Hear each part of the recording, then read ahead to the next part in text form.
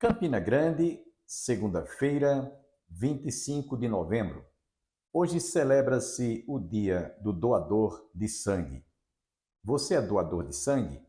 Eu quero parabenizá-lo porque você tem ajudado a salvar vidas.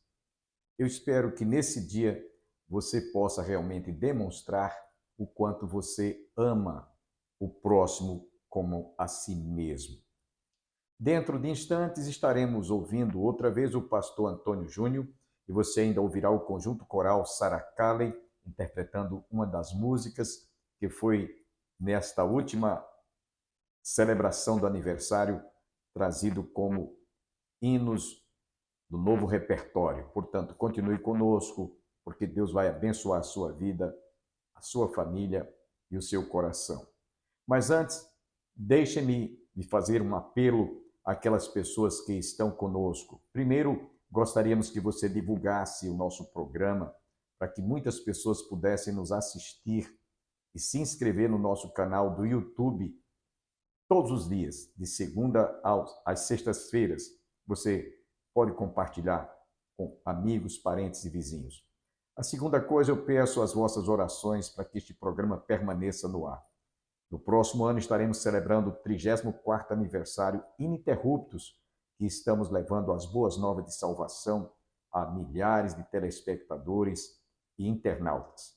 E se você desejar nos ajudar a manter este programa no ar, deixe abaixo do seu vídeo o número da nossa conta corrente, agência Banco do Brasil, 3331/meia dúzia, conta corrente 7551/5.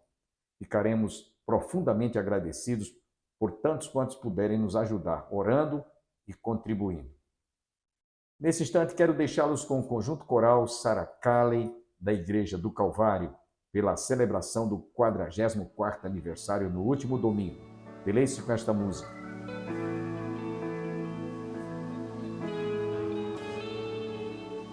Eu sou o Senhor, Rei de Israel, Santo Redentor, começo e o fim.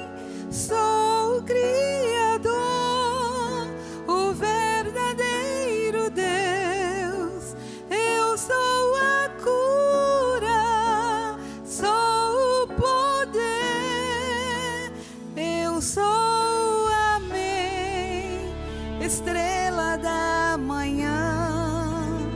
Eu morri na cruz, trouxe salvação.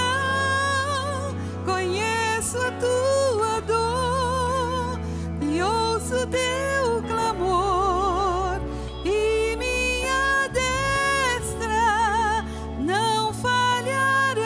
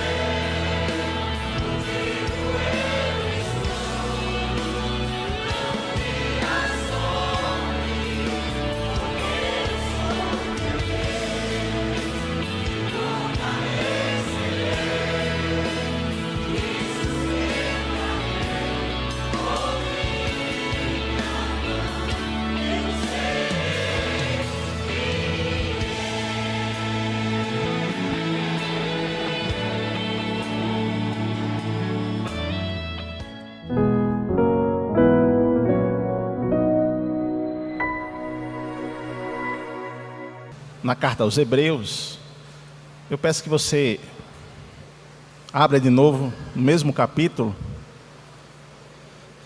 Nós vamos expor os versos 23, 24 e 25 esta noite, sobre o tema ousadia na fé em tempos de desafio. Ousadia na fé em tempos de desafio. E nós vamos ler os versos 23, 24 e 25. Diz assim a santa palavra do Senhor: retenhamos firmes a confissão da nossa esperança, porque fiel é o que prometeu. E consideremo-nos uns aos outros, para nos estimularmos ao amor e às boas obras. Não deixando a nossa congregação, como é costume de alguns, antes admoestando-nos uns aos outros, e tanto mais quanto vedes que se vai aproximando aquele dia. Vamos ter uma palavra de oração, irmãos.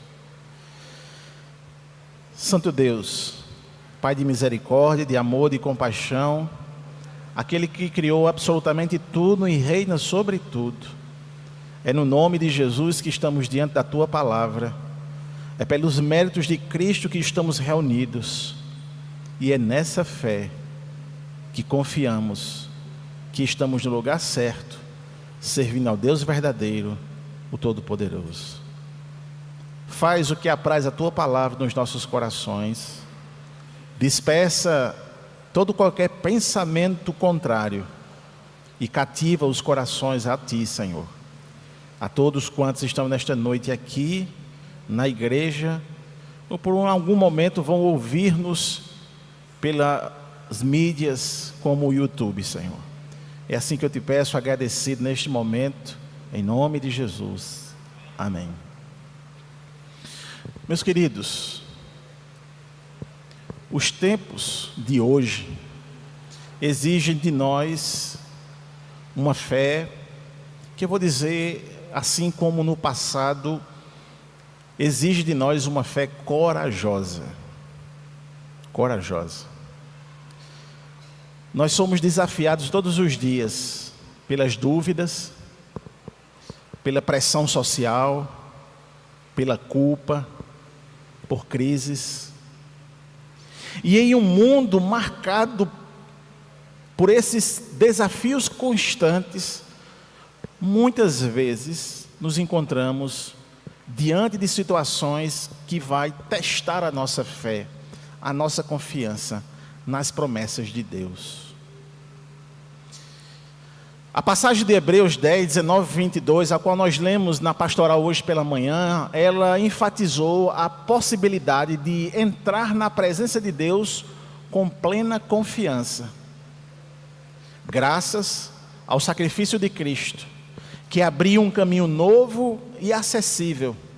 No entanto, diversas situações podem minar essa confiança. Dúvidas pessoais, erros do passado, que muitas vezes a gente pensa que são imperdoáveis, a sensação de indignidade diante de um padrão espiritual tão elevado, tem se tornado barreiras na vida de muitas pessoas, tem se tornado até barreiras comuns na vida de muitos. Além disso, as pressões sociais e concepções erradas sobre o perdão e a aceitação divina têm dificultado a compreensão dessa verdade. Muitos lutam com a culpa que persiste numa falta de compreensão do papel do sumo sacerdote, que de fato ele afasta toda e qualquer condenação. E essa passagem aqui de Hebreus, ele foca justamente nisso, ou seja, que você desperte a confiança absoluta de que o sacrifício de Cristo, que o que Cristo fez por nós, Ele perdoou definitivamente todos os seus pecados, e aquela coisa mais grave que você fez na vida, aquela burrada que você fez na sua vida, está perdoado. Ele não vai levar mais em conta. Por mais que a sociedade tenta pintar um quadro de que você é um impuro, é sujo e não tem mais vez, não tem mais condições de se voltar a ser membro da igreja, por exemplo, o sangue de Cristo, ele é suficiente para perdoar todo e qualquer pecado e fazer você digno da presença dele. Isso é maravilhoso, irmãos. Isso faz com que o passado seja jogado definitivamente fora, porque ele não mais faz sentido para aqueles que estão na presença do sumo sacerdote, Cristo Jesus.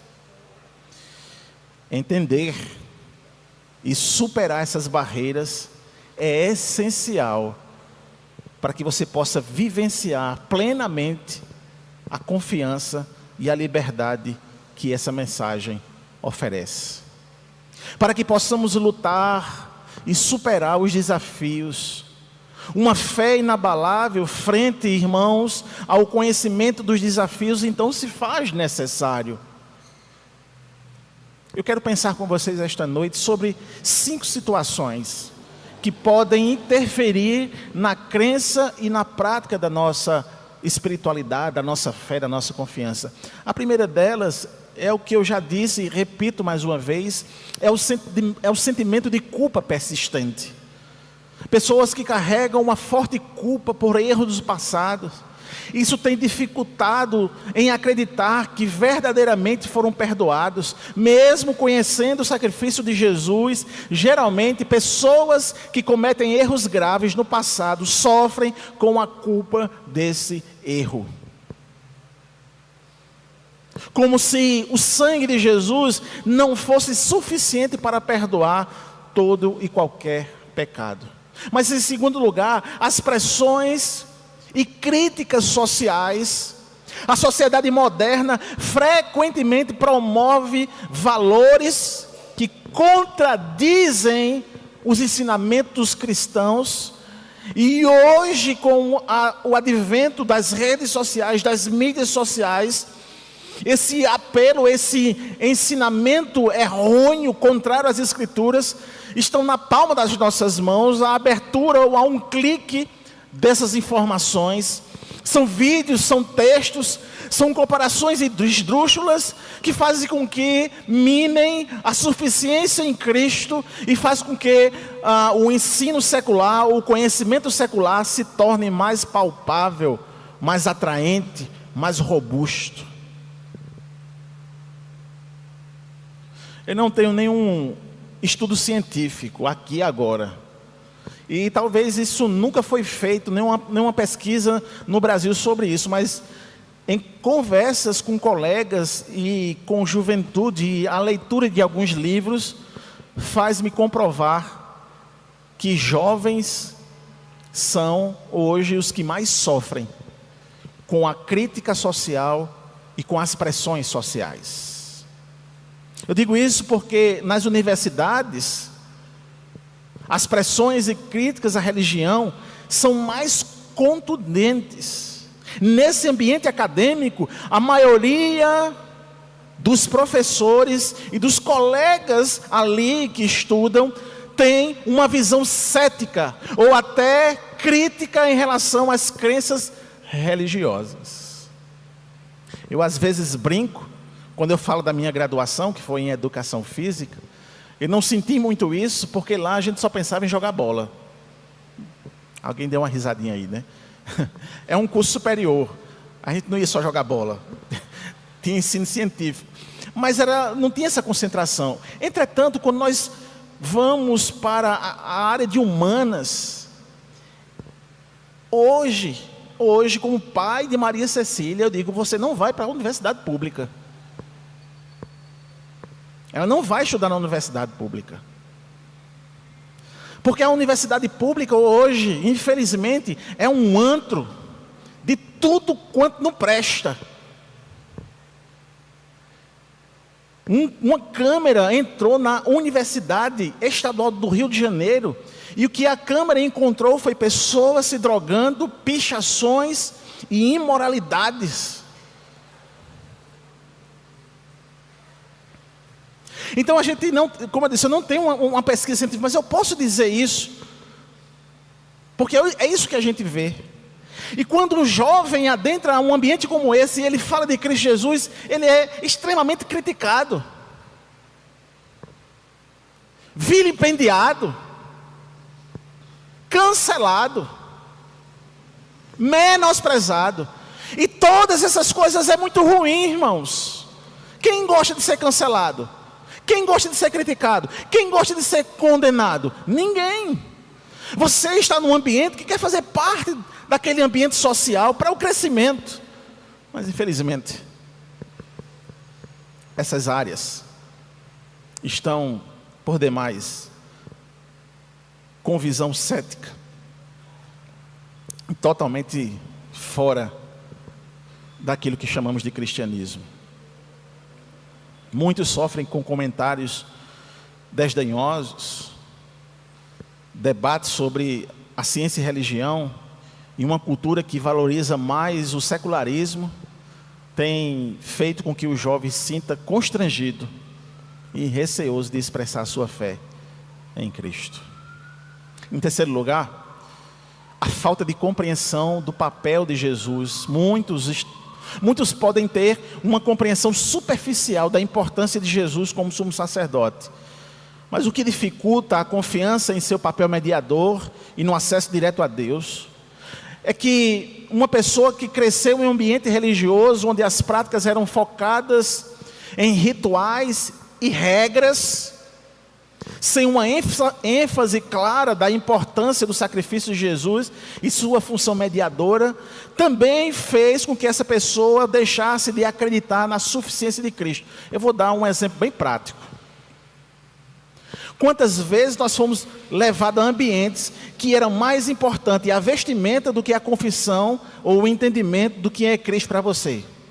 Quantas vezes nós fomos levados a seguir certos tipos de regra sem entender que a quebra de alguns usos e costumes fizesse com que a pessoa fosse condenada a tal ponto que se desviasse da igreja? E isso aconteceu comigo.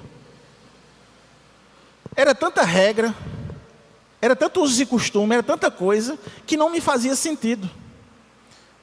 Quando eu era adolescente, eu gostava de brincar de tênis de mesa. Eu era bom. A gente pegava umas tábuas velhas, juntava lá na rua, lá em Bodocongó, e a gente brincava, começava de tarde, varava à noite. Quando eu fui para a igreja, nessa pressão de regras, foi dito que jogar ping-pong e tênis de mesa era pecado. Eu tinha comprado uma raquete, tinha lavado o carro, tinha pegado umas economias, comprado uma raquete para jogar ping-pong, com uma emborrachada, linda, botei minhas iniciais. Voltei para casa muito triste, mas eu peguei a raquete que eu tinha comprado e por amor ao Senhor quebrei ela. Porque me disseram que eu estava ofendendo a Deus com essa regra. Louvado seja o nome do Senhor porque eu sou eleito, aleluia. E depois eu descobri que eu não estava ofendendo ao Senhor, que isso não ofende a Deus.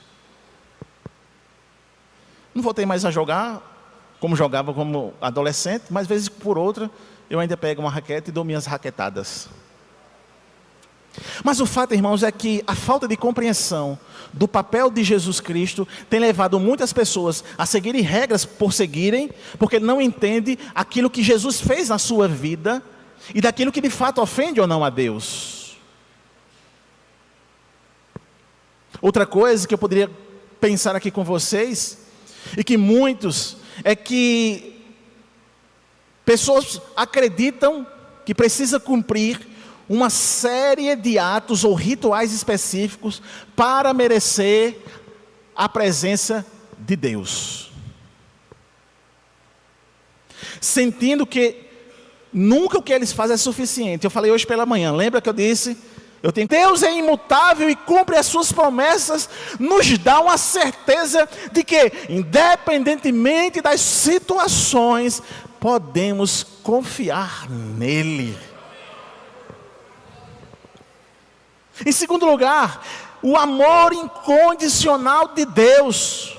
O amor de Deus por nós é inabalável e não depende de nossos méritos, de nossas conquistas. O amor de Deus para conosco não depende do nosso desempenho ministerial. O amor de Deus é incondicional. Ele nos amou sem que nada fizesse para que Ele nos amasse.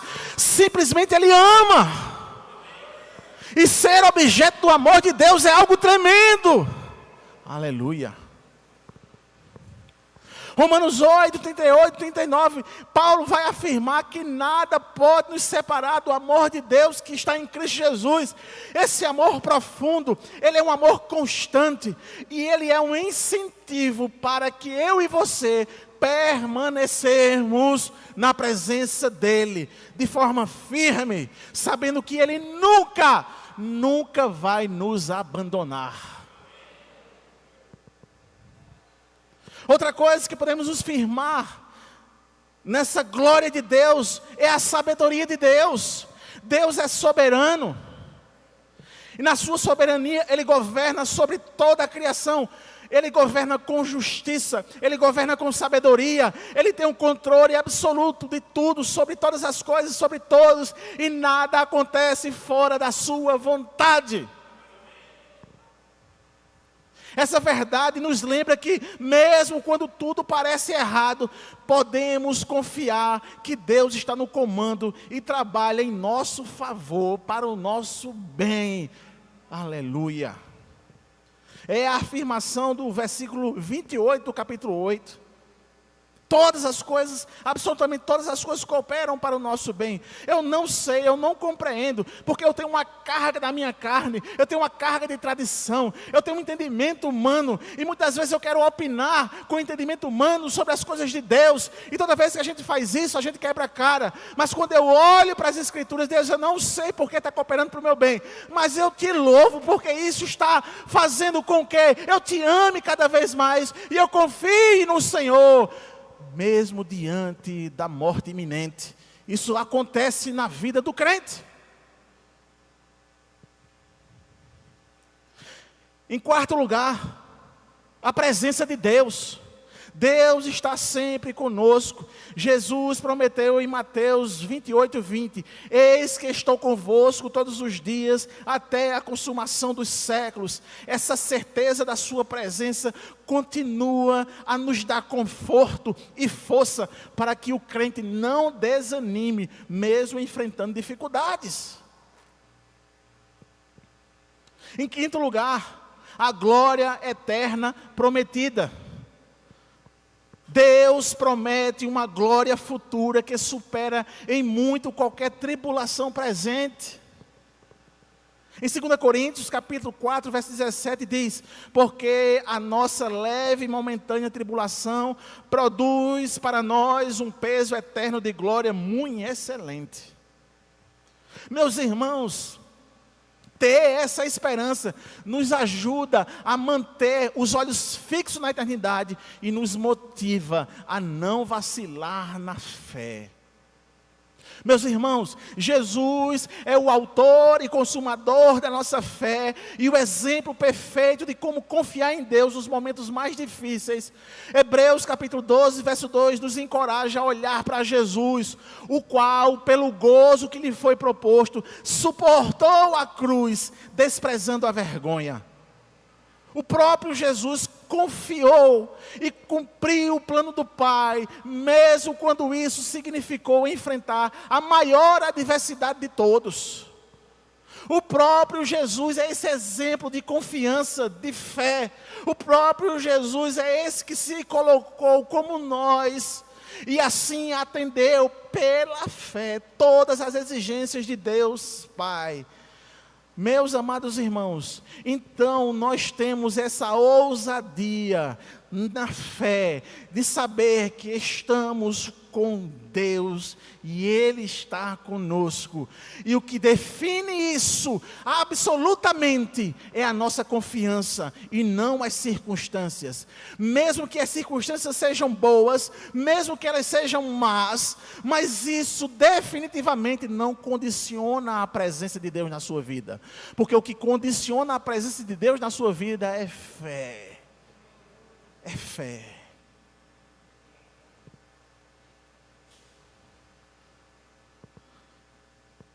Uma vez um ensino louco adentrou as igrejas. E esse ensino, eles diziam assim: nunca fale que você está doente. Você está com diagnóstico, mas não diga. Porque você tem que confessar coisas boas. Aí uma vez, eu estava numa igreja, e a pessoa, meia destrambelhada, começou a pregar e disse que tinha sido curado do câncer. Meus irmãos, a igreja vibrava. Fui curado. 6 meses depois, ele morreu. Ele não tinha sido curado, ele estava confessando. Ele estava confessando positivamente para que aquela confissão fizesse com que ele fosse curado. Você entende, irmãos, que não é a circunstância, é a fé? Eu dizer que eu estou doente não é falta de fé, é verdade. Mas eu dizer que Deus é poderoso para curar, meu Deus, se Deus fez o céu e a terra, o que é um câncer? O que é uma coluna paralisada? O que é a morte diante de Deus que criou todas as coisas? Entende que isso é uma loucura, meus irmãos. Eu estabelecer que Deus é poderoso não porque curou ou deixou de curar. Que Deus pequeno é esse que você crê? E eu só vou crer em Deus se Ele fizer alguma coisa. Ele já fez. Ele enviou o seu Filho à cruz do Calvário para sacrificar por nossos pecados. Ele derramou o seu sangue precioso. Deus já fez, aleluia. Independentemente do que acontece com a minha vida, com a minha carne, Deus é Deus. Ele cura. Se Ele não quiser, também não cura. Mas deixa eu corrigir essa frase. Sempre Ele vai curar o salvo. Sempre Ele vai curar o salvo. Sabe por quê? Porque o salvo, quando ele morre, ele não morre. Ele vai para a glória. Ele não vai com a doença que matou ele. Vai? Então ele vai estar curado plenamente. Ele levou sobre si as nossas enfermidades. Mas um segundo ponto que eu quero extrair desse texto aqui, e é um texto mais aplicativo agora, já que a gente contemplou a confiança, a gente contemplou o que Cristo fez para que nós tenhamos essa ousadia confiante pela fé de entrar na presença de Deus.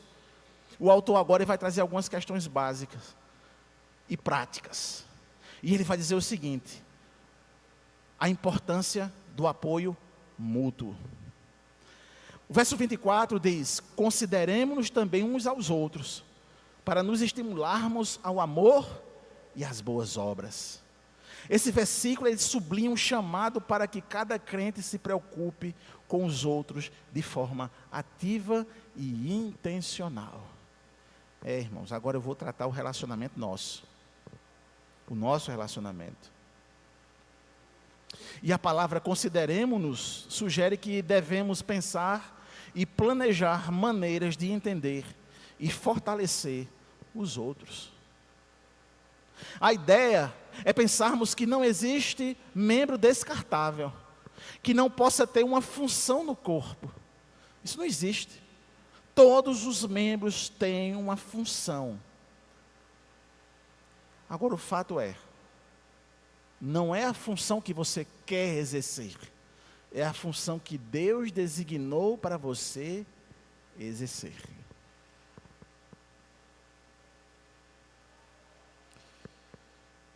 E assim, irmãos, a gente não pode pensar que nós não temos uma função no corpo. Temos. E que vocês todos são importantes. E sendo ali bem ajustados e ligados, produzem frutos poderosos. Não se trata apenas de palavras de encorajamento que eu quero falar aqui. Não é essa a intenção do autor aos Hebreus. Mas a intenção é de termos ações que motivem uns aos outros a permanecerem fiéis e engajados na fé. Agradeço a você, internauta, que esteve conosco. Esperamos nos reencontrarmos amanhã para ouvirmos a conclusão desta palavra. Deus abençoe a você e toda a sua família e até amanhã, se Deus quiser.